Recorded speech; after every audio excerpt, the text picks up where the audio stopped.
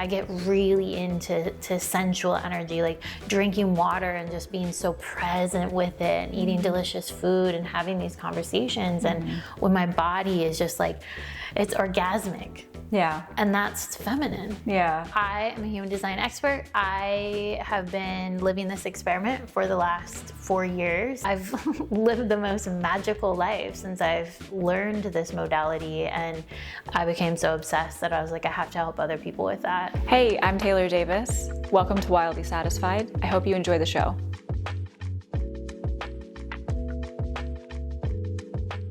I am so excited for this episode. I am bringing you guys a very special guest. Actually, this entire series I'm really excited for because if you know me, you know that I love human design. I love feminine energy. I love talking about how to utilize your human design to really be able to, just as a tool to take your next level, to live your life, to be in satisfaction and have success. And today I'm bringing you guys this entire series is going to be me and my good friend Lindsey Means talking about human design and how to use it for your feminine energy and how to stay in it, all these beautiful things. And so we're going to be diving into your type, your strategy, your authority, but unlike most things for human design, she and I kind of geek out on it quite a bit. So you'll get a little of that craziness. And on top of it, a lot of people want to talk about strategy and authority and all these things in a way that's not practical or like applicable to how you utilize it in your life. So we're actually going to talk about human design in a way that it is practical. You can, as a feminine energy entrepreneur, as a feminine core individual, be able to use human design in a practical way. So we'll be talking about all the different types and authorities. We're not going to give you guys information. We're going to have a conversation around what that looks like. And you guys can walk away from it in that way. So I'm so excited for what's next. Hi, Lindsay. Hi. I'm so excited. Sitting here recording in person, which is freaking phenomenal. I love doing this. Okay, so this is episode 1. We're in this whole series. It's going to be, 4 or 5 different episodes, and I am excited to dive right into human design. But let's talk about a little bit about you and how we know each other, what you do, why human design, why feminine energy. Just tell everybody a little bit about you. Oh, well, I am a human design expert, and I have been living this experiment for the last 4 years. And as soon as I discovered human design, first I was like, what the hell am I even looking at?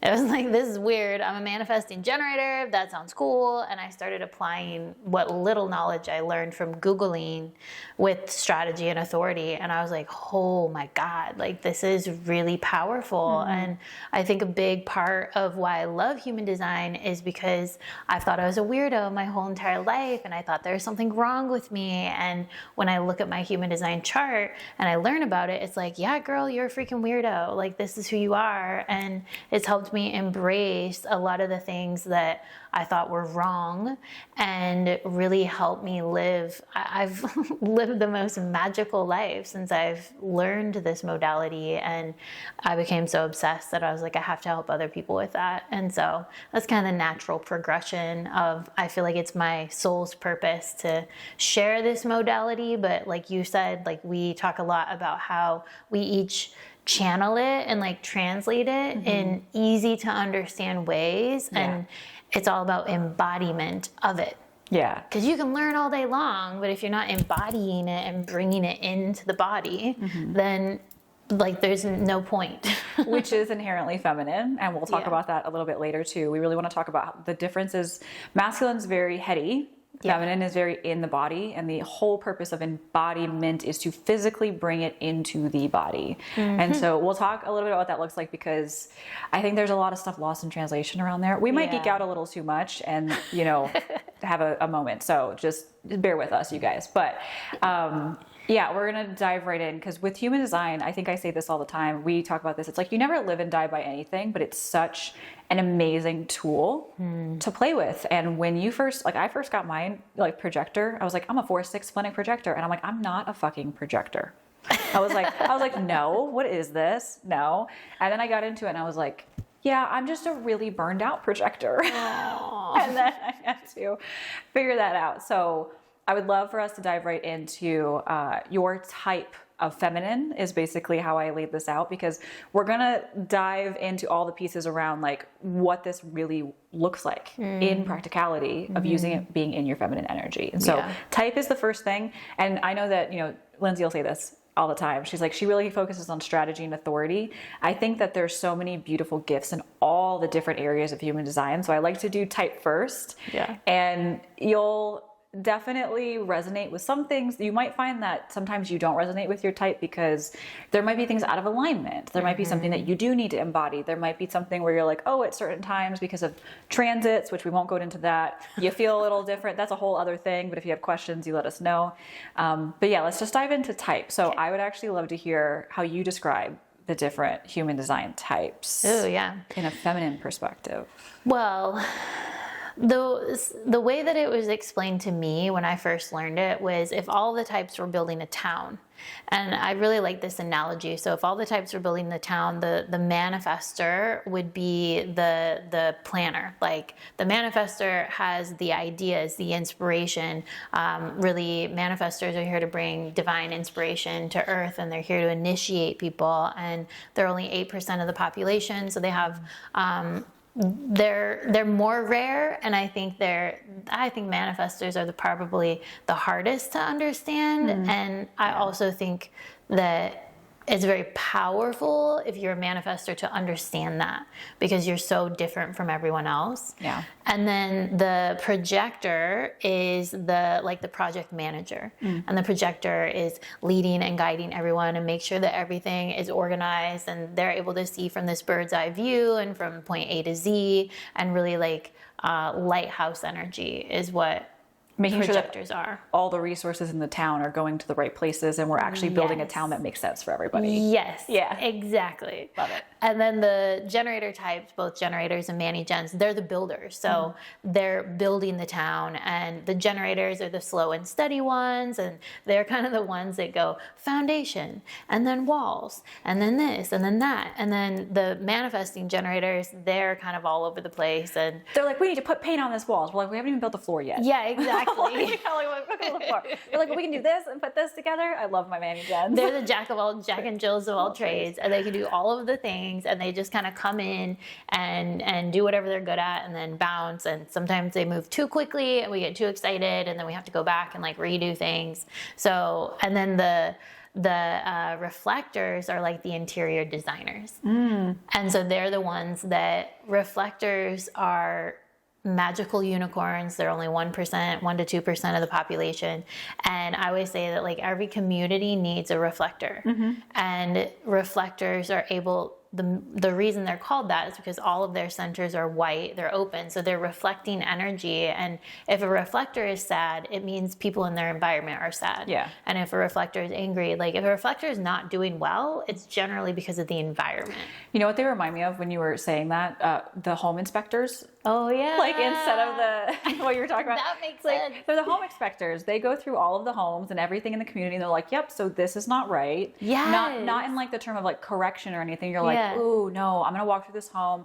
The energy's off. This family's not going to like this. It's that, it's like the home inspectors. That is totally true. Yeah, that's what it is. Well, and this is the thing, we were talking about this earlier today, is we're all meant to work together. Yeah. And I get this a lot where people are like, oh, I'm just a generator. I wanted to be a manifestor. And this is why type is just the tip of the iceberg. Yeah. And there's so many misconceptions out there. And I think human design's a very interesting land, because you have, and I'm guilty of this, when I first learned about it, you get so excited. Yeah. And you just want to share everything. Yeah. And you're reading the books, and you're listening to the podcasts, and you're doing the courses, and you're regurgitating what you have learned, the masculine, but you haven't embodied it yet. Yeah. And so I've probably read over 700 charts by now, and I learn. I have this ability to memorize people's charts. I don't know how, because I can't remember what I did this morning. But this is why human design is like, that I feel like I'm here to be a channel for it. And it's interesting because I attract, like I grew up with a manifestor and a projector. And so I have real life experience with this energy. And then you spoke of the transits, which I know is too in depth, but I have learned through experience. And so that's who you really want to learn from. Yeah. I tell people all the time, like, vet your human design people and what you're learning from. Yeah. Who you're learning from. We could go so deep into that. I feel like, well, we won't though, because it's like, that could go so deep. But I feel like we talk a lot about the differences between, the reason why types are so like easy for me, I'm like, oh, you're a generator, which means you're more likely to be doing this. Yeah. Like something I told, we talked about recently, I was like, generators are meant to do the thing with the person. Ugh. We've been in the coaching industry for a while, and like I've had a lot of clients in coaching industry, that's just kind of the entrepreneurship world we're part of. And I say to people, there's such nuances in how the types are supposed to show up. But the problem is that we haven't been given direction for such a long time around, like, actually, generators are coaches in terms of not in guiding coaches. They're actually, guides are the projectors. We're meant to guide and mentor, right? Whereas the manifesting generators and generators, you guys are meant to coach with the person. You're just meant to do the thing with the person, and there's such a slight nuance. But when things start to click into place on your type, and then you use your gates, which I call gifts, like use your gates and your channels and your, all those things to be able to really take your work and your life and your body of work to the next level. Yeah. Like, you just see such magic happen. And I love that we're having this conversation, because I think there's a lot of things shifting right now, especially in, we're in a time, and human design talks about this too. We're in a time where all the systems are breaking down from the old way of being, which is, I know a lot of people are scared of, but it's actually like really beautiful thing. Oh, yes, please. And it is like that because like generators built the world that we lived in, and it was from a very self perspective of how a generator operates. A lot of the advice that is out there on YouTube and like motivation videos, like grind, hustle, all these things, like that's a very masculine, bro-y. And then there's also, it's a lot of generators. And now we're seeing the nuances of, people getting to see like, oh, I don't operate that way. That advice actually isn't for me. What's intuitive to me? And how do I learn to work with that? And then slowly, like you were talking about, if we had a town, we would have different people doing different things. And we're noticing now that like our different types should be doing different things in the world in different ways. Yeah. So we can all flow into one another. Ugh. Like I always, this is what I downloaded for human design. It was like a waterfall. This is how I describe everybody working together. I'm like, oh, okay. So the manifestors are the waterfall, the water coming down. And then the river from the waterfall is the generator taking that energy and running with it. The projector is the river bank. It's holding and directing and guiding the energy. It's the rock. It's the foundation, right? And then the Manny gens are like where the waterfall meets the river. It's that like mist and like it's all like, oh, okay, yeah, I love this. This is beautiful. It's that like the bubbles and all the things. And then the reflector is like the sunlight on the water. Oh, love that. Like reflecting how beautiful and serene everything is working together. And so I really love this because it's people get to come together and you get to use your design. And so I like we've talked a lot about how human design allows you to like naturally embody the feminine. Yeah. So let's talk a little about your type and what that looks like. I want to hear your thoughts on that. My type? Yeah. Well, any type, like what you see. Well, with the I always describe human design as like it's helping us with our body. So your body is the all-intelligent vehicle. It's like a self-driving Tesla, and it knows what it's doing. It knows the opportunities, the places, the environments, the people. Like it knows what's right for you. And our soul, our spirit, who we are, we're supposed to be the passenger and just enjoy the ride. This ride called life, but due to society and conditioning and all of the things, we're sitting in the passenger seat trying to take over the wheel when we just need to let go of the wheel and be in the self-driving Tesla. Yeah. And so that's the ultimate goal, is to become the passenger in your body. And so that to me is feminine, because it's the being relaxed enough to trust your body, to be confident, to pave your own way in the world, and society wants us to be same. This is my way of doing it. This is going to work for you. And this is the one strategy that you use to do this thing. And it's like, that's not what we are. No. And it drives me crazy, especially in the coaching world, because it's like people are trying to put you in a box. Yeah. And so human design, it gives you that when you strategy authority is really what I but really like focus. Talk about a lot, because it is so powerful. And so when you can trust yourself when making decisions, even if your mind, most of the time when my body makes a decision, my mind is screaming, what the F? No, I don't want to do that thing. Yeah. But then I've committed to trusting my body, and my body always leads me in the right direction. Because your body knows. Exactly. And that's something that we've been like conditioned out of for a very long time.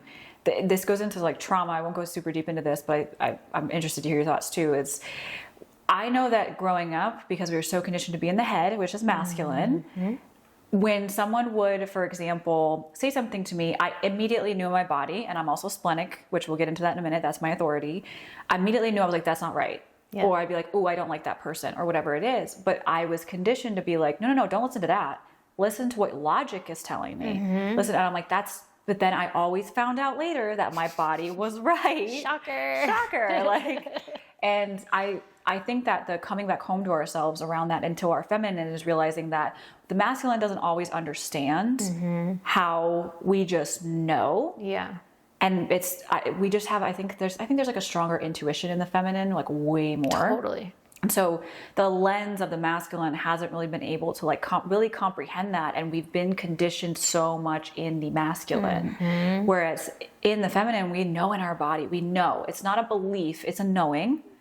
And we're able to be like, no, like when you're really in tune with what your body is telling you, you can move. Yep. Life gets better. And so like the conditioning we have of like, listen to logic and like, don't trust what your intuition is telling you, trust what I'm telling you, which gets so dark in so many things. Yeah. And so really just coming back home to yourself is incredibly feminine, because when you have body-based methods of being able to function, no one can fuck with that. Yeah. Your body is telling you no. And it will actually physically tell you no through sickness. Yes. Through nervous system dysregulation. And it's so beautifully intelligent, as nature intended. Exactly. So. Well, I always say, like, your head is through the lens of human design, your head and your ajna, it's for research, communication, and play. It's not the decision-making mechanism. And so we can use that data. Like, we need logic. We like weigh the pros and cons, use the logic. But at the end of the day, you have to trust your body to make your decision. And exactly what you said, we've been conditioned out of that. And we're so in our heads all the time that we don't even know how our body is constantly speaking to us, and the environment that we're in. Yeah, it is communicating. Yeah. And I feel like just now, like in the last couple of years, we're finally coming to a point where people are like, your body's talking to you. The body keeps score. Emotions, like your emotions are telling you something. And I love that this is like, it's another language that we're learning. Yeah. And then human design is another language we're learning. Like it's just another one. But I feel like what I really want, and this, like I said, this episode, we're just going over the types. Yeah. There is such a beauty to how each of us interacts with the world differently. And we're going to get into strategy and authority in the next couple of episodes. So we're going to close this out with just some final pieces around your type. But when you figure out your type, right, and you're like a manifestor or something like that, I always look at it as like, oh, that's another kind of feminine. Like we're all feminine energy as your natural. I always say to people, like, you're divinely, like naturally in your feminine energy. It's the things that you do that takes you out of it. I love that. Yeah, it's because people always ask me, they're like, how do I drop into my feminine? I'm like, get rid of everything that's taking you out of it. Like you don't have to become that person, you are that person. Yeah. And so for me, like your manifestor feminine is different. Yeah. Like you're going to look a different version of feminine than like a projector feminine. And so I'll just share mine, you can share yours, and we can reflect really quickly. But I feel like as a projector, I have my root defined, which these are the centers in human design. We can go into that in a whole other episode series. It's gonna be really deep. But for me as a projector, what I see is like, we're very grounded and the feminine energy is playful and stuff, but it's kind of mysterious. It's a very grounded, very like, kind of sit back, observe. There's a little bit of, someone once told me, they're like, you've got Sandra Bullock energy, which I don't think she's a projector. She's a reflector. She's a reflector, which maybe that's a similarity of the not having the sacral energy. Yeah. But she was like, you have Sandra Bullock energy. And what I mean by that is like, you're giddy and you're like excited to be here, which projectors are. There's like a giddiness, you know, obviously. I think every type has that. But there's a side to you that people are like, ooh, I sense something there, but I'm not sure what that is. And that's where like the mystery comes in. I feel like when I have a lot of projectors come around me, their feminine energy in alignment, let's be very clear, like in alignment. Out of alignment, anything is like not what we're talking about here. A lot of projectors feel more like earthy. Yeah. Does that make sense? Is that what you see when you feel projector feminine energy? Yeah, I like that because it's earthy, it's grounded, it's supportive. Yeah. It's like you're just ready and waiting to help. Yeah. But you have to be invited in and you have to be recognized. And so that's kind of the when you are recognized, I think that's the giddiness of you're like, oh, I can help. I can help. Yay. You let me in. Yeah. Let's do this. Like I feel like that's like the playful energy that you see. Yeah, totally. So what about for Manny Gens? How would you describe it? I mean, for Manny Gens, to be in your feminine is to tap into the sacral center. And the sacral center is all about, for generator and Manny Gen, this is the same concept, but it's satisfaction, pleasure, sensual energy, sexual energy, life force energy. So the more that you can be in tune with that and be in connection with that, it's magnetic and it just expands your aura. We have an open and enveloping aura that like goes like 6 feet around us, and it's like a hug energy when you get into it. And when you're not in satisfaction, you're in frustration, and that closes down that aura. And so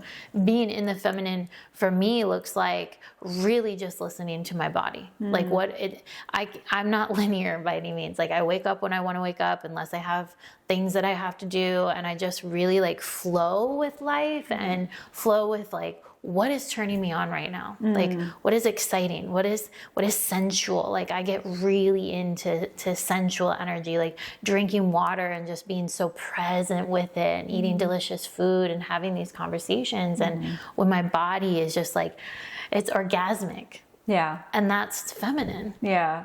I feel like all feminine, like I feel like turn on is like it's a baseline for every feminine, obviously. Same with flow.